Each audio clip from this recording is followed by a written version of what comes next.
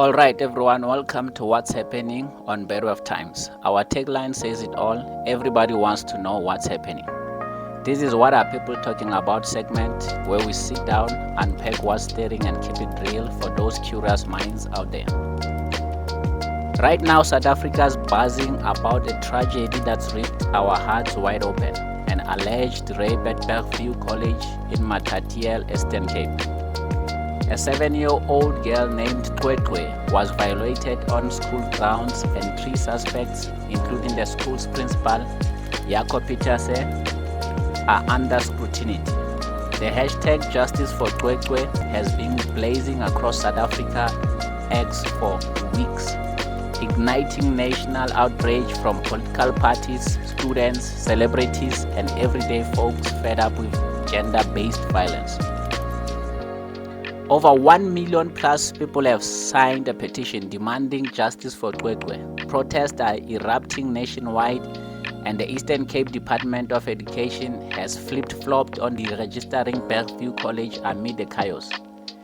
The incident has gone viral, with social media timelines flooded with videos of students marching in Eastern Cape, Durban, Braamfontein, Johannesburg, Pretoria, and beyond, all shouting one thing: justice.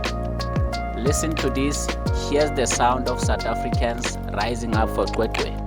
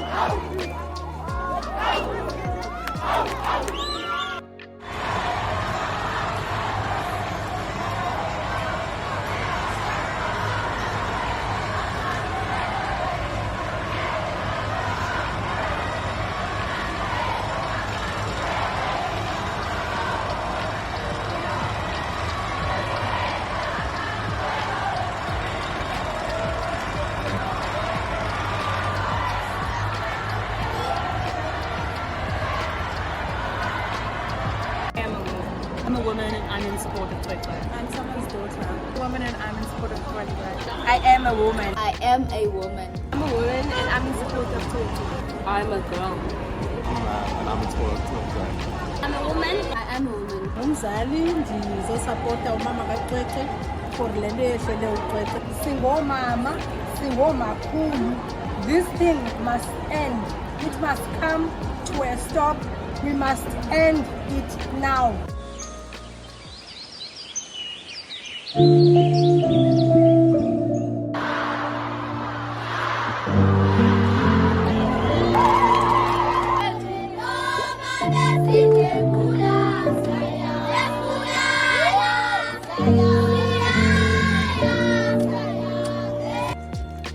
That's the roar of a nation that's had enough. We are diving deep into this story, pulling voices from X and asking what it means for South Africa.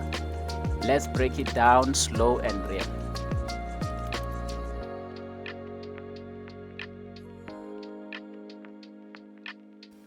Here's the rundown. On October 14, 2024, Kwekwe, a 7-year-old learner at Bedworth College, was allegedly raped while waiting for her school transport.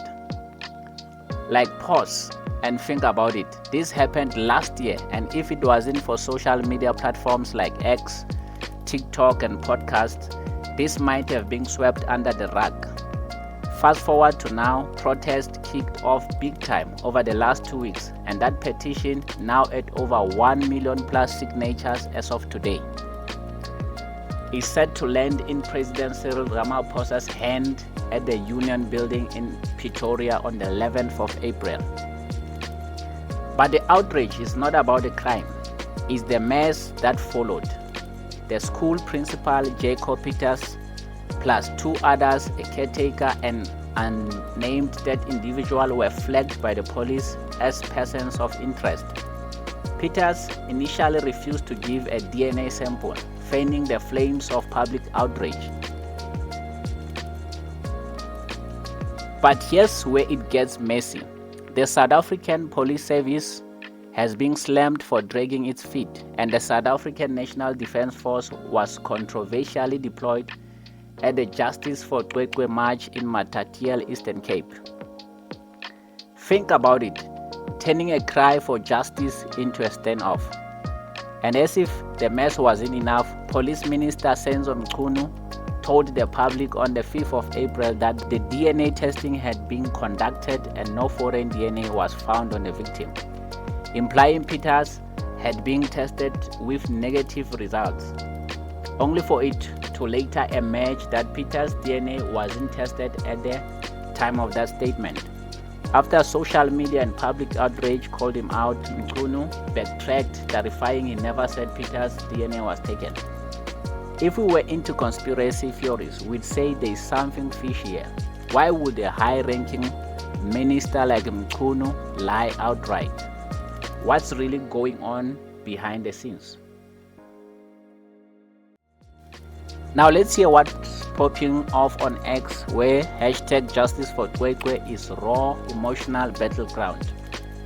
Actor Wiseman Ncube at MDN News said, Actor Wiseman Ncube has called on all men to join the fight for justice for 7-year-old Kwekwe, who was tragically raped, expressing concern that only women have been actively demanding justice for the victim. Then at Covenless, which came in hot with, we need men to start dismantling rape culture, not simply calling for justice. Start dismantling rape culture. We agree with you there, fam. Men need to dismantle rape culture, not just chant for justice. They must tear it down. ANC Big Week Fikile Mbalula tweeted, Justice for Kwekwe, hashtag. To his 3.1 million followers, short but loud. Superstar performer Robert Boy dropped hashtag Justice for Kwekwe to his millions of followers. That's pure support right there.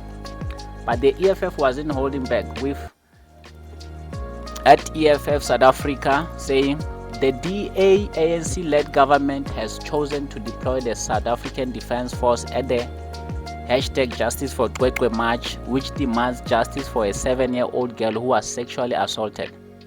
This decision by the government is a blunted betrayal of countless sexual assault victims who continue to suffer in silence, many of whom have never received any form of justice. By prioritizing military presence over real, meaningful action, the government has once again failed those who need it the most. Ed Sean Keys didn't mince words either, saying, those Facebook users who are making jokes about the Kwekwe situation deserve to be arrested. Ed Lynette_SA asked, even if you don't know all the details, why isn't your first instinct to side with a 7-year-old girl? Hashtag Justice for Kwekwe. But Ed Mr. B. Swart pushed back, saying, waiting for facts, investigating etc. does not mean you don't side with the victim.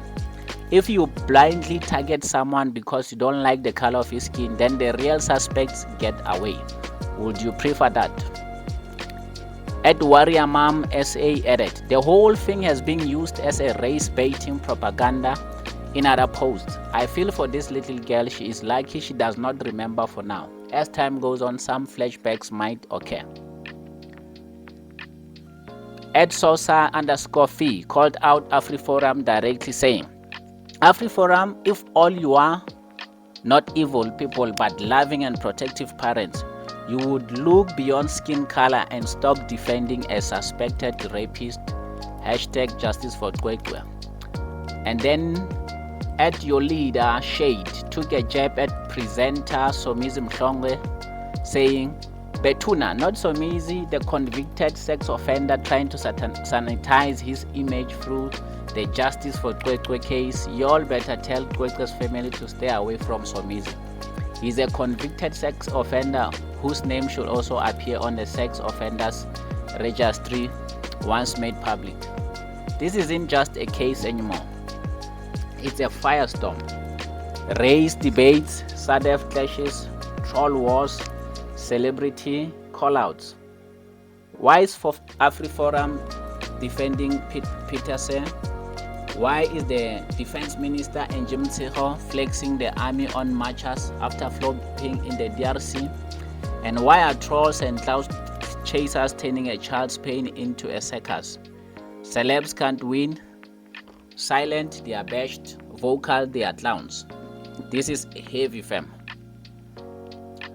Now let's hear from Kwekwe's mother, whose name is being withheld to protect her daughter's identity. She poured her heart out on the Hope Revolution podcast, and it's brutal. On Monday, October 14th, 2024, Kwekwe went to school and came back late but said nothing. On Tuesday, she went to school again, still silent.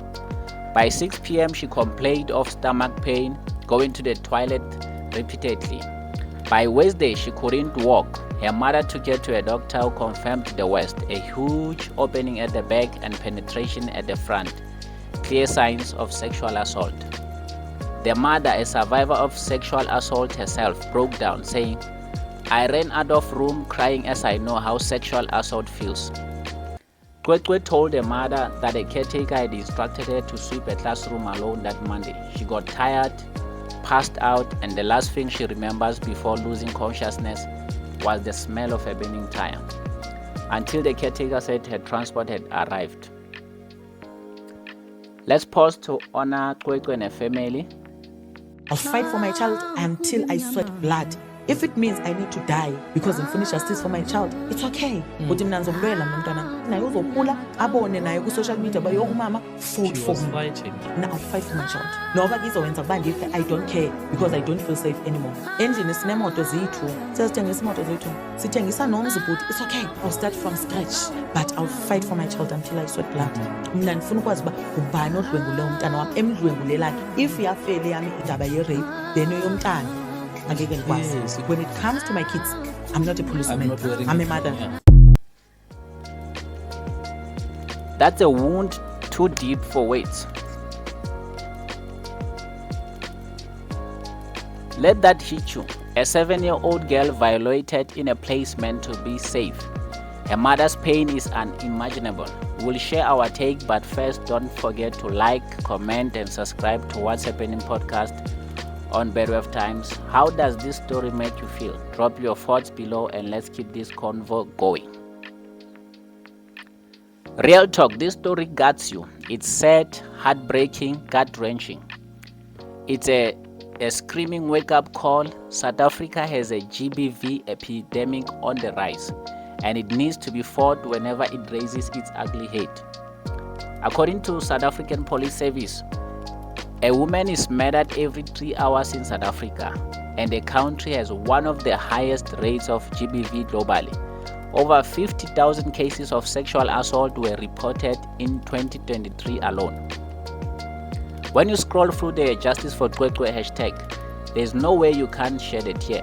3 emotions are sparked by this hashtag. First, sadness, because how can a person rape a 7-year-old or even have those kinds of imaginations? This shows a lack of humanity, and we are definitely living with monsters among us. This is why we fight.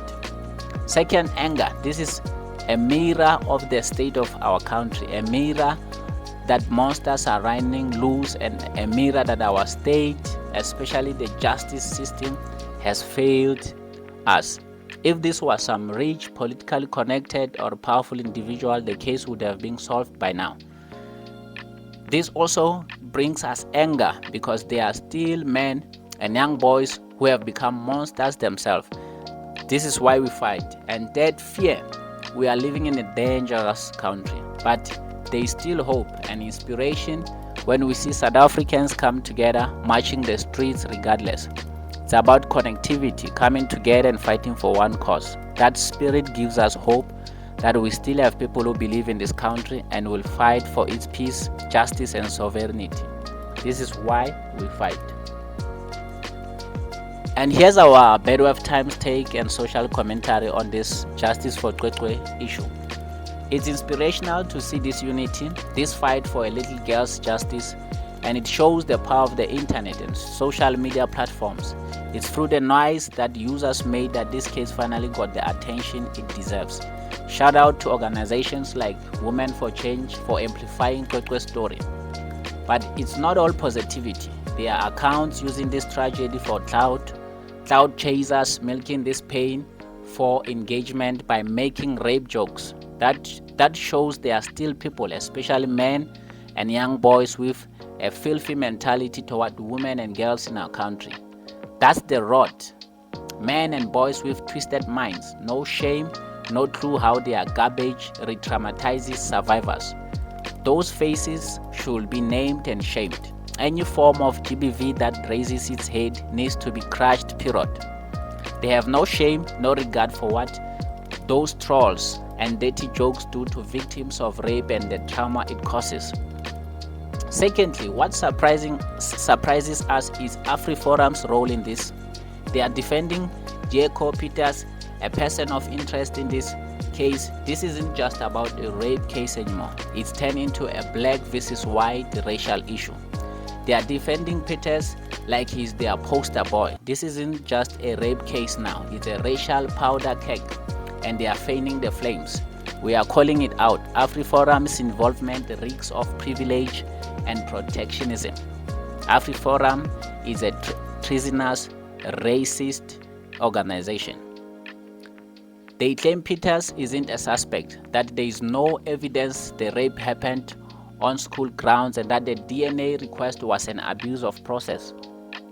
Advocate Gerinel even suggested the assault might have happened at a community event, not a school, based on the timeline and medical evidences.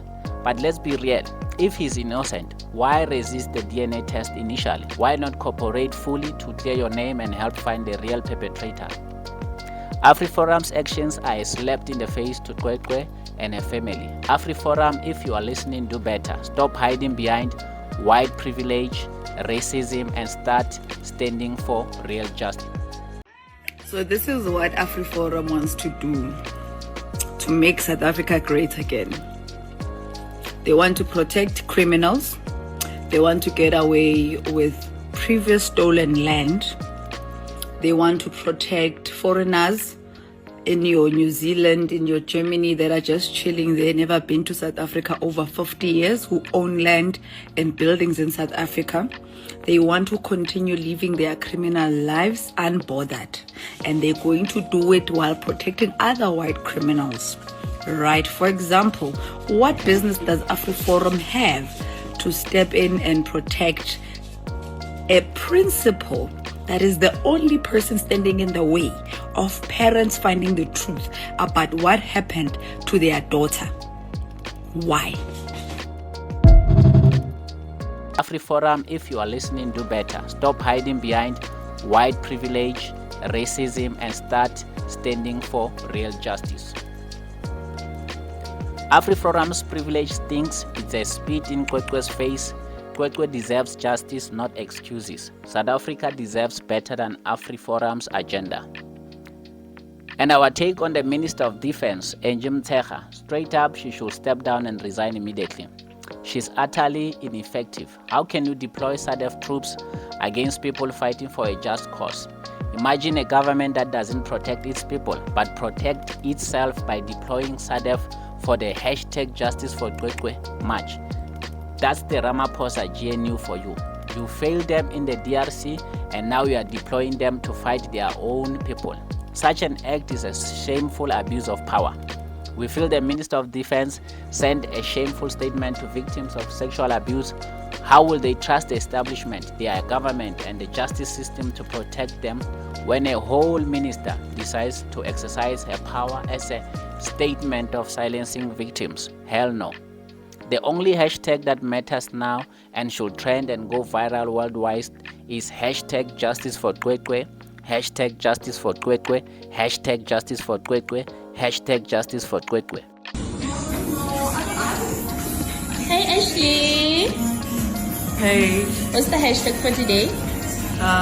Justice for Kwekwe. Go sign the petition. And if you are listening to this What's Happening podcast, especially the youth young and curious Gen Z, do better in the next election. Just do better, because we as citizens are responsible for the failures of our government systems in the subs and even in the judicial system. This is not new. It's not the first. How many marches must be done before you all get to overthrow the ANC out of power? We keep on voting for them when they keep on disappointing you. Next time you vote, remember, this is a government that campaigns for votes by going door to door during elections, approaching ordinary poor people without SADF troops. But once they are elected, when the nation cries out and demands justice, that same government sends troops, a whole army, against its own people. So what can we do to fight this GBV epidemic? Ensure justice for Kwekwe. Here are 4 recommendations for all of us to take action. First, sign the Justice for Kwekwe petition if you haven't already. It's at over 1 million plus signatures as of today, but every name counts to pressure the government for accountability. Second, join or support local protests, whether in Durban, Eastern Cape, Johannesburg, Pretoria, or your own community. Showing up sends a message that we won't stand for GBV. Third, educate the men and boys in your life. Challenge toxic mindsets, call out inappropriate behavior, and teach them to respect women and girls from a young age. Fourth, support organizations like Women for Change. Donate, volunteer, or amplify their work to help survivors and push for systematic change. We all have a role to play in this fight. Let that sit. What does this case say about our fight against GBV? Drop your thoughts in the comments. If this is hitting you, hit that like button and subscribe to What's Happening podcast on Bedworth Times for more real conversations like this.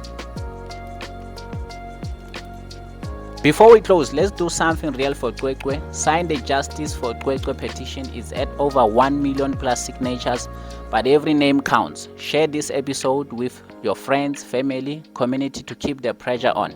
And if you are in Pretoria on the 11th of April, join the march to the Union Building to hand over the petition to President Cyril Ramaphosa. Let's turn our anger into action. What's the weight? Kwekwe's tragedy, a child's pain, a nation's shame, South Africa's marching for justice, but AfriForum's mudding the war. Seeing trolls and those chasing cloud through this hashtag shows we have monsters who are brainless, with no emotions whatsoever. Wait until it happens to your own kin and it hits home. Then you'll understand the pain and trauma that victims of sexual assault feel. It doesn't just affect the victim, but the entire family. GBV is a beast we must slay, or our kids will never be safe to play. We are out, but the convo's not. Drop a comment. How do we end this epidemic? Like, subscribe, and let's keep this fire burning with the curious Gen Z. Because when a child cries, a nation dies. Keep it real, stay honest, we are out. So the case of Kwekwe is appalling. Honestly, as somebody who works with children and works in the legal system, I can tell you very honestly that this is not something that doesn't happen. It does happen. And that is the problem. It should not have been a case where I was like, oh, not again. This should be something that when I heard the story should have shocked me to my core. And it might be that I work in this field and that I hear about it a lot because, I deal with children and child law on a daily basis, and that I hear about terrible things happening to children. But I realized that I should be shaken to my core as a person. And that this has become something that's almost expected, that it happens so often that it's just... And my idea of justice for her is that we start taking these cases way more seriously than they're currently being taken. Because quite frankly, the way her case was, from the police to the school to the Department of Education to everybody, the mother and father did the right thing. They reported it at the right time. They did everything. The fact that people are in some of the comments going, but the mother should have known earlier. Excuse me, who would expect that? Who looks for that? That's not something that's normal. So, no, the mother did everything right. Everybody around her did everything wrong. I think that there is a civil case for negligence, and definitely for pain and suffering and for damages of what that family has had to go through. Do I think that winning a monetary amount will make everything better? No, it won't. But as a society, we need to start saying we need to see proper punishment for these things. Because let me tell you, if that principal or the school or whoever is made responsible to pay a large sum of money, that is when the policy will change. That is when the way that we deal with these cases will change. Because they need to feel, they need to know that their actions have repercussions.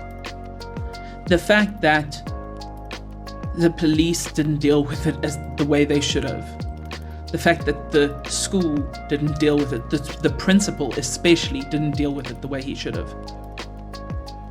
My hope is that justice will be served in terms of the criminal justice system. But I know that the only way we are going to make real changes is to change policy. And the only way that policy changes is when someone feels it financially. So this message goes out to the family. If you want to take this further, if you want to talk to somebody, even before taking it further, if you want to talk to somebody about what can the legal repercussions for this be, what changes can we make to society, come and talk to me. My officers are prepared to do pro bono work for you guys. We are prepared to assist you as far as we can. Third-party claims are not necessarily my speciality, but I have a vast number of professionals that I work with. I will do everything in my power to make them feel it, because they should. So if you have any contact with Tanikele or Kwekwe's family at all, please tell them to reach out. Our info's in my bio. They can reach out to me. Anna and I are waiting to hear from you, and we are happy to help you guys free of charge. We need to change the system, and the only way we can do that is by having some punitive measures in place. People need to know that if I do the same thing to another child, this is what will happen to me. So please, if you feel ready for it, when you are ready for it, you are more than welcome to reach out to us. We would love to help you.